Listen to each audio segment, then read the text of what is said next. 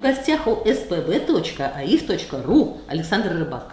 Норвежский скрипач, певец, победитель Евровидения 2009. Впрочем, мне кажется, его особо представлять и не надо. Вот я убедилась, с кем не поговоришь, что вот будет у нас в гостях Александр Рыбак.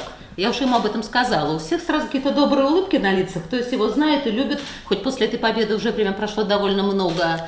Но вот сейчас... Добрые улыбки – это самые лучшие улыбки. Это точно. Ты понимаешь, это вот сразу непосредственная реакция, вот оно сразу и говорит об отношении. Я рад. Да, я тоже. Привилегия.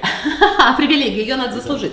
Так, но вот сейчас вы, то мы на вы, то мы на ты, сейчас вы в Петербурге. Вот с чем связан этот приезд?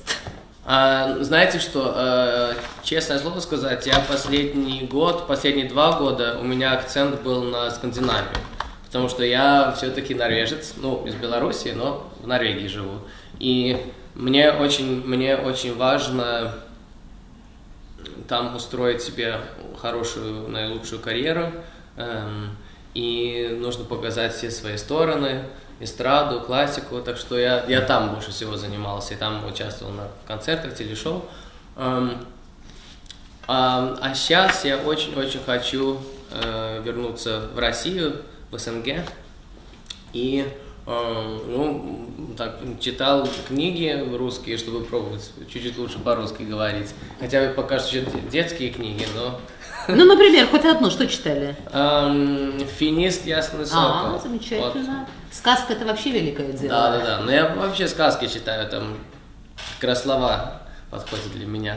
Ну, пока что у меня словарный запас еще не совсем на 100%, но учусь, пробую, стараюсь, потому что мне как-то было стыдно 3 года назад, когда у меня же были скандинавские менеджеры, и для них Россия была что-то такое, что неважный рынок. И я им верил, что самое главное там Норвегия, Скандинавия, Германия. А потом увидел, слишком поздно, к сожалению, увидел, что все же знают меня в России, и дети, и пожилые люди, и взрослые. Так что сейчас у меня русский менеджер, сейчас мы именно работаем над этой культурой. Я же очень обожаю, как называется, уважаю. Я обожаю и уважаю русские песни, русскую классику. И сейчас уже стал сочинять именно в русском стиле. Так что скоро, надеюсь, на музыкальных каналах будут мои клипы новые. Значит, у вас вообще-то вам хотелось бы, например, и сольные концерты, чтобы здесь были, да? Да. И вот на телевидении тоже как-то попасть, посвятиться. Ну, сольные концерты у меня есть и в Украине, и в России, и в Беларуси, но это всегда по заказчикам. А мне именно хочется свои программы тоже. У меня, кстати, извините, я еще не ответил, что я делаю здесь, в Питере. Как раз понятно, что в этом плане, что вы хотите здесь быть. Ну да, но это так повезло мне, что я же говорил, что последние 2 года я в Норвегии очень много был, и в Скандинавии, и в Америке тоже, но это я из-за норвежцев здесь, потому что здесь принц Норвегии, да. Он открывает Йотун фабрику в Питере. Уже всех очаровал. Да, он хороший. И я вот для него сыграл пару норвежских пьес здесь. Так вы с ним вместе и приехали? На том же самом самолете, да. Но смотрите, значит, я знаю, что у вас еще есть какой-то детский проект, который вы тоже хотели бы в России продвигать, да?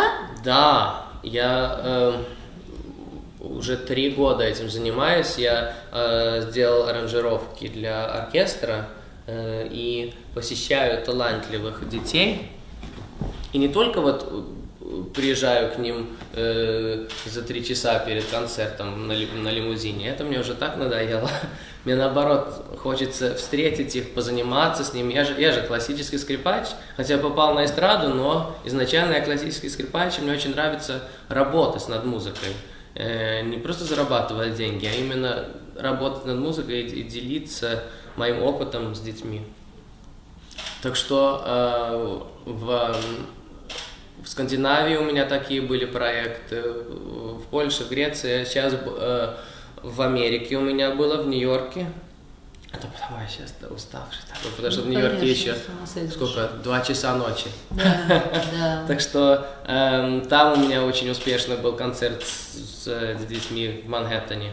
А вот, конечно, самая большая моя цель это сделать здесь, в России.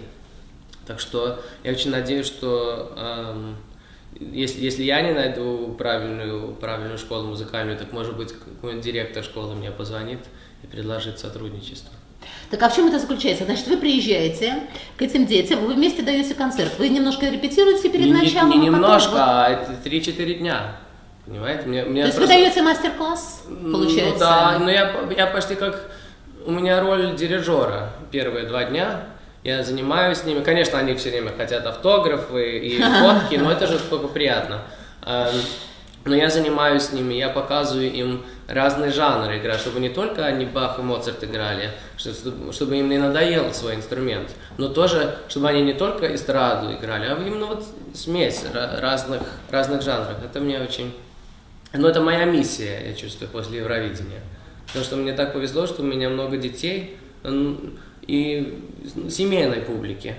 Так что я хочу это использовать, я хочу им помогать. Ну, смотрите, вот здесь в Петербурге конкретно, значит, ваши менеджеры занимаются, чтобы с кем-то наладить контакты, чтобы какие-то проекты зацепиться. Не вы же бегаете по музыкальным школам и еще Нет, там нет, где-то? конечно, но менеджер у меня новый, из Беларуси, только 4 месяца назад мы стали работать с ним. Так что Андрей его зовут, он уже сейчас понял мои просьбы и начинаем работать. Но, конечно, просто в этом бизнесе, шоу-бизнесе принято, что сначала сделаешь песню, да, которая будет по интернету, и потом уже с новым продуктом уже можно гастролировать. Ну, я не против, будем так работать. У меня всегда новые песни являются в голове, так что... Просто сейчас, раньше писал по-английски, по-норвежски, а сейчас попробую по-русски тоже. Только я боюсь, что текст будет, типа, вышел Саша погулять и на скрипке стал играть. Ну, так вы стихи сами сочиняете? Ну, лучше бы сотрудничать с кем-нибудь, потому что у меня же мелодия у меня шикарная, если можно так похвастаться. Можно. Но я не Пушкин. Так что, во всяком случае, на русском языке, я думаю, мне будет трудно писать, и людям будет трудно понять, это скучно слушать. Так что я с кем-нибудь буду сотрудничать. Слушайте, на сколько же дней вы приехали в Петербург? На 3 дня. Совсем все стремительно. Почему стремительно? Наоборот, это кайф, это... Это много, да? Да, для меня это люкс. Вот 2 года назад у меня было 400 выступлений в год. Ужас какой. Как у Гергиева. Может быть. А вот в этом году я чувствую себя гораздо больше профессионально, когда у меня только 70 или 80 выступлений в год, потому что сейчас я отказываюсь от многих, потому что я чувствую себя больше профессиональным, когда я вот именно вникаю в каждую работу, в каждый концерт, чтобы это делать полноценно. Вместо того, чтобы о качестве думать, я думаю о количестве. А теперь наоборот. Важнее. А теперь наоборот, вы думаете о качестве. Теперь вы думаете, чтобы это было сделано, пусть немного, но замечательно. Я неправильно сказал, да.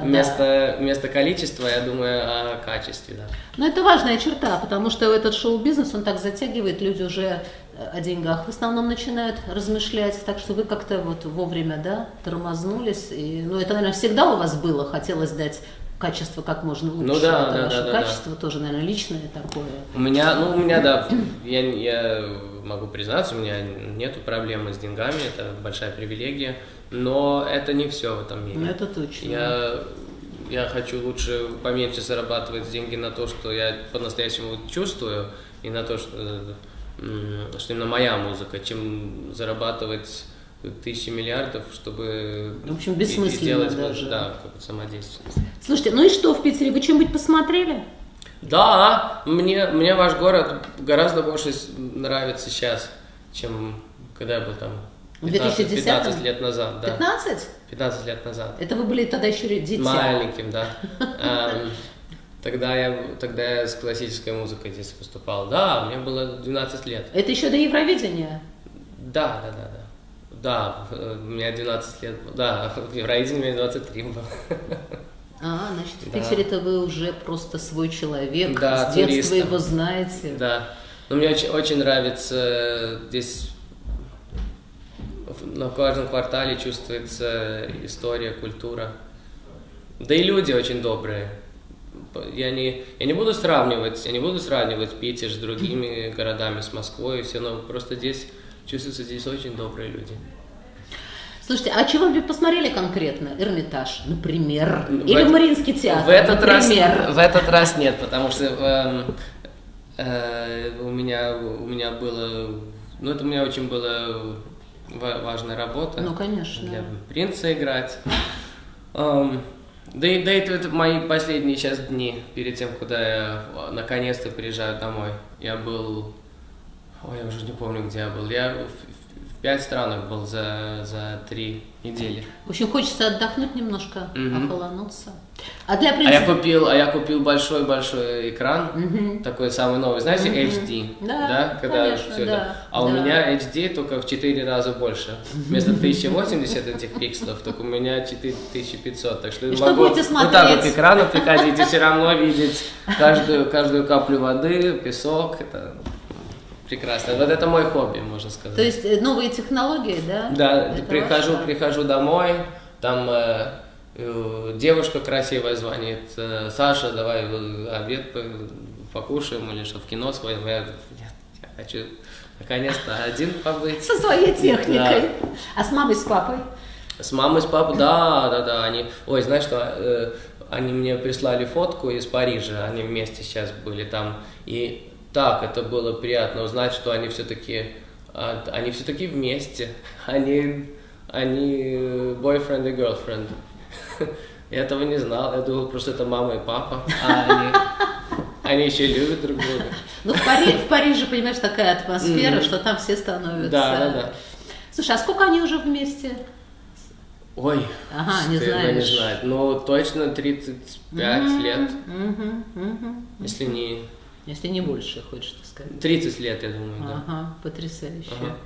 Слушай, а перед принцем где ты выступал? Надеюсь, не на заводе, который он открывал? На заводе. А 2 недели назад я тоже выступал перед ним в Сочи. Ну, меня приглашают везде на открытие и так, но я пробую всегда стараться чем-нибудь музыкальным там помочь, не просто на красной дорожке явиться, а поиграть, попеть. Слушай, только вот для принца вот в этот раз, какой был избран репертуар, что ты там играл? Очень хороший вопрос, кстати. В этот раз я сыграл виртуозную норвежскую вещь «Улебюль». И потом закончил с двумя песнями. Как ты по-русски говоришь? С 2 песнями? Закончил 2 песнями? Двумя песнями, да. Roll It to Wind и Fairy Tale мои. Но это хороший вопрос, потому что я всегда стараюсь разнообразную программу находить, чтобы никогда людям скучно не было. Понятно, конечно, если какие-нибудь известные люди просят меня сыграть на свадьбе, так тогда я, конечно, играю что-то романтичное с фортепиано. Если просят меня в клубе выступить, тогда, конечно, нужно что-нибудь такое заводное, с танцорами. Так что мне интересно разнообразная жизнь вести. Ну, конечно. Да. Слушай, а в принципе репертуар ты выбираешь. Ну, вот если есть заявка, ты выполняешь. Но в принципе это твое. Вот ты вот так примерно думаешь, что хорошо для этого вечера. Да, это по твоим все идеям происходит. Конечно. И это не потому, что я хочу быть типа пуп земли, а потому что я хочу, чтобы людям было интересно слушать меня. И потом, понимаешь, все-таки скрипка – инструмент, который все-таки нуждается в том, чтобы его пропагандировать, потому что многие даже особо и не слышав говорят: ай, скрипку я не люблю. То есть надо, в общем, на... Ну да. В Норвегии та же самая история. Но я очень рад, что после Евровидения там дети стали играть на скрипке гораздо больше. Вот я выиграл в 2009 году, а в 2010-2011 там 80% больше мальчиков стали на скрипке играть. Слушай, ну тебя-то, наверное, в детстве из-под палки заставляли. Я бы не сказал заставляли, там я верил маме и папе, что это нормально заниматься 2 часа в день, это все другие делают. Послушный мальчик, в общем, ну, такой дисциплинированный, ответственный. Если бы мама и папа, если бы они в бассейне купались 8 часов в день в саду, так я бы подумал, что все другие семьи то же самое делают. Ну да, все-таки это так важно, атмосфера семьи, ее традиции, то, чем увлекаются родители. Слушай, а сейчас тоже надо каждый день заниматься или не обязательно? Ой, это не говорить. Там просто наверняка много музыкальных семей следят за этой трансляцией, и они очень хотят, чтобы я сказал, что по-прежнему нужно заниматься 3-4 часа в день. А ты скажи про себя. Не буду. Зато, наверное, вот... Самое главное, в детстве заниматься много, да. Ага. А вот смотри, наверное, не позанимаешься, да, дашь себе слабинку, а потом настроение портится, себя ругаешь, думаешь, вот надо было. Нет. Или нет? Нет? С моим графиком я не позанимался день-два, неделю, и себя хвалю, что ну, в общем, наконец-то, Саша, наконец-то ты не только поработал, а еще пожил. Ты понимаешь, вот трудоголики, они, конечно, в чем-то неполноценную жизнь живут. Надо все-таки уметь находить гармонию, ну хотя бы по возможности. Ну, нужно трудиться с умом. Это точно. Я не говорю, что я умный человек, я говорю, но я стараюсь. Ну, смотрите, вот чемпионаты, как Бьерн Даллен или Ягудин, они не только занимались, они знали, когда отдыхать, а то тело не справится. Это правда. Это тоже так мыслить. Ну вот если говорить о теле, о физических нагрузках, вот ты был на Олимпиаде, а там ты какую исполнял музыку на этом концерте? Там ты что выбрал для народа? Ну это по-разному. Несколько там было выступлений? Да, у меня больше всего опять для скандинавов было, а когда я в парке выступал, тогда я опять играл чуть-чуть русские песни, там всегда мою любимую пою «Старый клен», ну и другие, там, Комарова и так далее. Еще сыграл на скрипке норвежские такие горные мелодии. Классно. Да. Слушай, а спортом занимаешься ли? О, ну уже пора. Фигура вроде спортивная, нет? Да, нет, я делаю вид. Я понимаю, может быть, у скрипача руки сильные от того, что он все время, в общем, я больше качался в прошлом году. Сейчас я гастролировал. Но это очень трудно вести жизнь такую, как называется, когда ежедневно то же самое делаешь. Однообразную? Ну да. Вести такой хороший, строгий режим. Графика. Так что всегда получается, что вот 2 недели сижу только в офисе, пишу музыку, записываю, потом 2-3 недели гастролирую, а потом я, например, если у меня шоу какое-нибудь, который длится 2 месяца в том же самом месте, вот тогда я могу тренироваться. Слушай, а что для тебя вообще вот отдохнуть? Это надо отоспаться, вот в чем твой отдых? Или вот смотреть на экран? Вот что значит отдохнуть? Вот ты приедешь домой, будешь отдыхать, что ты будешь делать? Отдыхать это когда я не спрашиваю себя, что мне нужно сейчас делать, а что мне сейчас хочется делать. Тогда я отдыхаю. Если я очень хочу фильм посмотреть, так я смотрю. А если я в середине фильма, мне хочется спать, тогда вместо того, чтобы говорить, что вот нужно досмотреть фильм, это уже не отдых. А если я чувствую, что вот все, пора спать, потому что тело хочет спать. Отдых — это подчиняться телу своему. Слушай, а смотри, великое дело, как бы вот действительно уметь себя познать и вот так вот адекватно существовать. Потому что и одна крайность, и другая, они, в общем, все опасные. А вот так надо. Это говорит... Я бы мог порекомендовать этот вид жизни.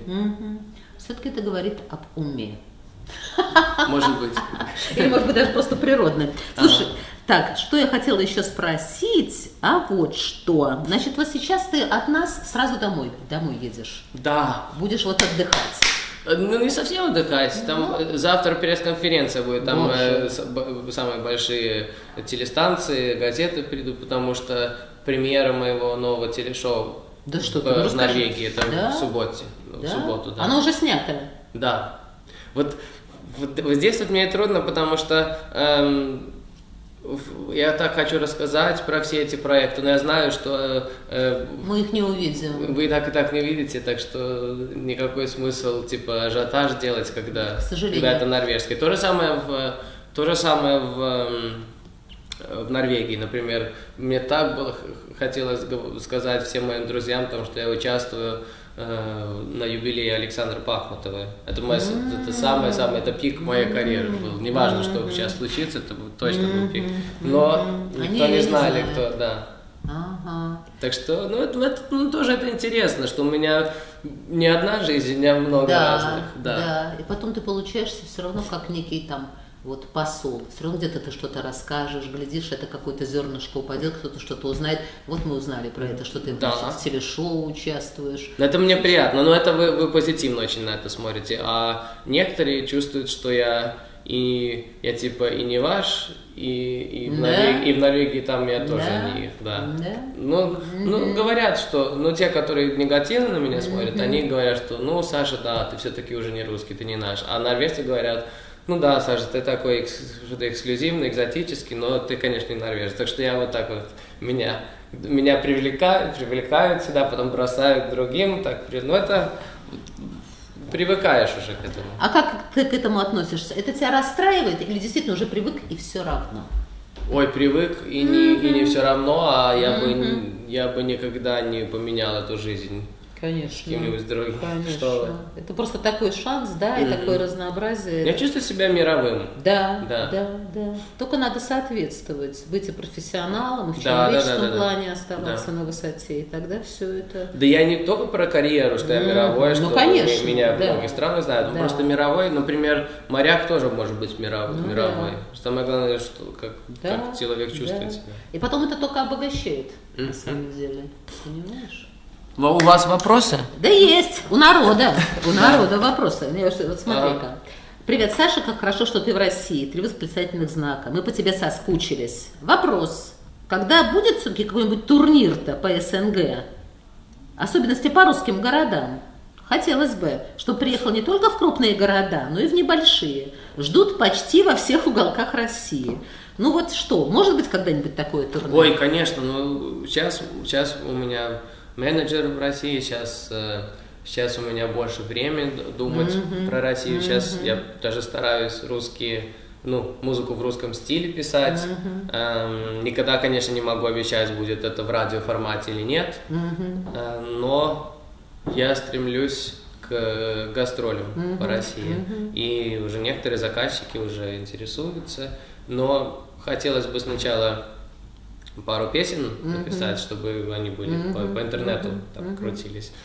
И тогда легче будет гастролировать.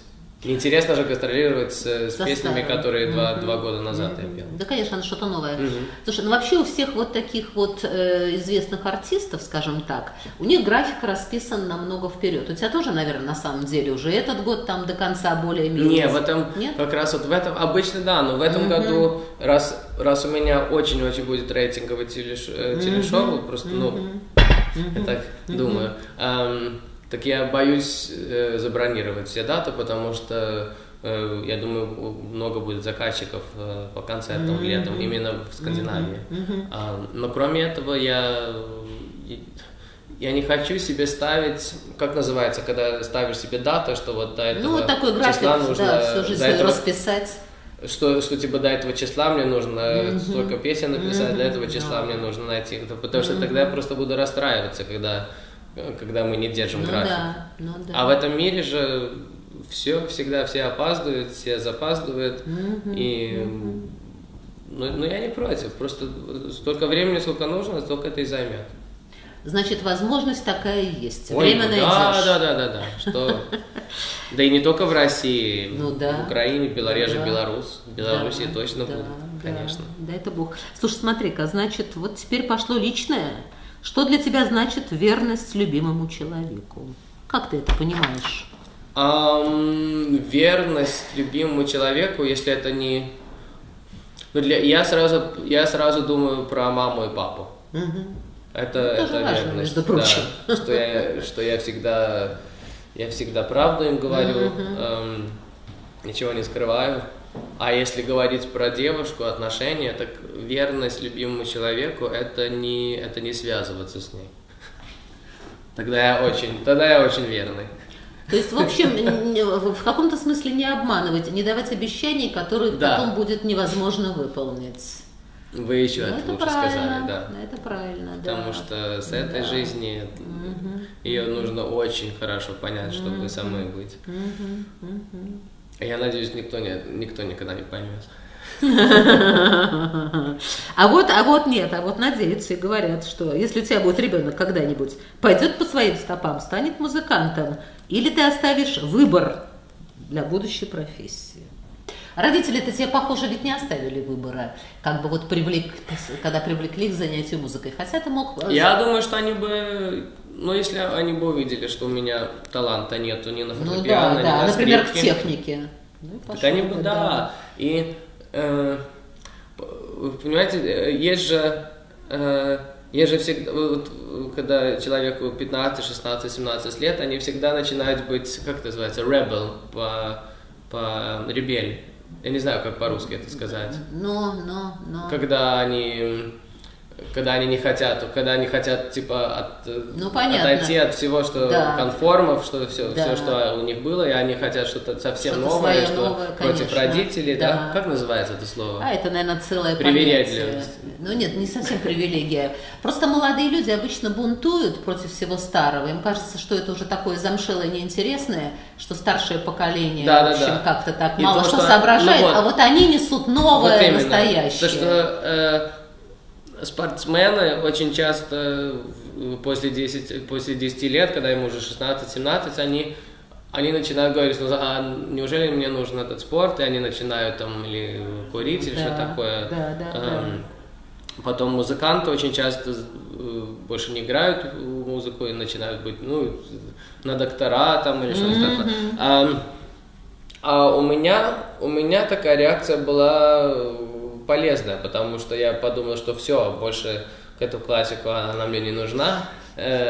И как раз тогда стал заниматься поп-музыкой. Но это просто помогло друг другу. Да, классика конечно. и эстрада. Так что мне как раз повезло. Конечно. Да. Так, дальше. Но про детей я чувствую, что вот мои дети это с теми, которыми я занимаюсь везде, по Европе, по миру. Вот в Нью-Йорке у меня сейчас 20 детей. И, конечно, это не так же близко, как быть папой, но я в этом случае чувствую, что я помогаю новому поколению. Потому что это же самое худшее, когда без детей, так чувствуешь, что ты не помогаешь миру. А вот я как-то все-таки... Я не знаю, будет у меня ребенок или нет, но сейчас, во всяком случае, тем чужим детям я помогаю. Здорово, такой шанс в жизни. А вот смотри, такой вопрос. Будешь когда-нибудь ли в Казахстане? Да, хотелось бы. Я знаю, что у меня там очень много фанатов в Facebook, например. И очень странно, что я там еще не побывал. В Азербайджане много раз был, в Турции, в Казахстане еще нет. Так что, там нужно найти какого-нибудь локального менеджера или с артистом каким-нибудь. Все надо заниматься всем, просто так. А вот смотри, опять личный вопрос, но такой теоретический. Какую разницу в возрасте ты допускаешь между парнем и девушкой? Это между парнем и девушкой или между парнем и девушкой? Нет, в целом. Что я не полиция, я всем все допускаю. Так, вот в каких странах еще не был, но хотел бы? Вот ты уже сказал, что Казахстан вполне интересен. Казахстан, Азия. Но я хотя был много, я гастролировал с классикой и так далее, но это перед Евровидением было. Так что Азия меня очень увлекает, привлекает. И в многих местах в Америке еще не был. А у меня там тоже много фанатов. У меня же скоро, на Facebook у меня скоро 670 тысяч людей. И многие из них русские. Большинство, кстати, турков, 140 тысяч из Турции. Да. Интересно. Но очень-очень много из Америки тоже. Но мне очень интересно, что меня не забывают. Конечно, тем, которым моя музыка не нравилась, им и не будет нравиться. Они забыли, больше я не буду их видеть. Но много разной публики в мире, и они понимают мою разнообразность. Им интересно, они не разочаровываются, когда я новый жанр пробую, там экспериментировать. Им наоборот это нравится. У меня самая лучшая публика. Да, дай бог. Слушай, и вот смотри, вот последний гениальный вопрос. Какие сны снятся чаще всего? Снятся ли вообще? Или с этой усталости уже и снов нет? Знаете что? Раньше мне очень много чего снилось, а сейчас я стал записывать все мои тревоги, все, что я не успел сделать, все, что мне нужно запомнить на завтра, я сразу это записываю. Даже если я уже почти уснул, и вот потом думаю, ой, кстати, мне лучше мне нужно это на встрече завтра сказать, и тогда вместо того, чтобы надеяться, что я завтра это запомню, так я сразу записываю. И когда я стал это делать, так мне больше почти ничего не снится. Я не знаю, это хорошо или плохо, но во всяком случае я очень быстро засыпаю, потому что никаких тревог нету проблем. Слушай, ну вот если ты себе понаписал целый список, что сделать, все-таки прилагаешь усилия, чтобы все это сделать? Или тоже, ну что удалось? Не, ну я не про список, который типа вот завтра нужно купить молоко, сыр, колбасу, а список, что в следующий раз, когда я вот с этим человеком встречусь, тогда мне нужно вот это сказать. В следующий раз, когда у меня интервью с этой радиостанцией, мне нужно это сказать. То есть это запись мыслей, не дел, а вот мыслей, скорее, твоих соображений. На концерты мне лучше это больше никогда не говорить. Такие вещи. Ну ладно, на этой оптимистической ноте, что все хорошо, да. И хорошие сны, и хорошие мысли, мыслей много. А вообще я, знаешь, убедилась, что, в общем, получается карьера у тех людей, которые не только талантливы, но и умны. Так что, в общем, желаю развиваться во всех отношениях. И в смысле спасибо вам большое. В профессиональном смысле, вот таком даже умственном. Спасибо. Ну, и дай бог с вами успехов. очень интересно. И мне болтать. интересно. Спасибо. Да. Спасибо.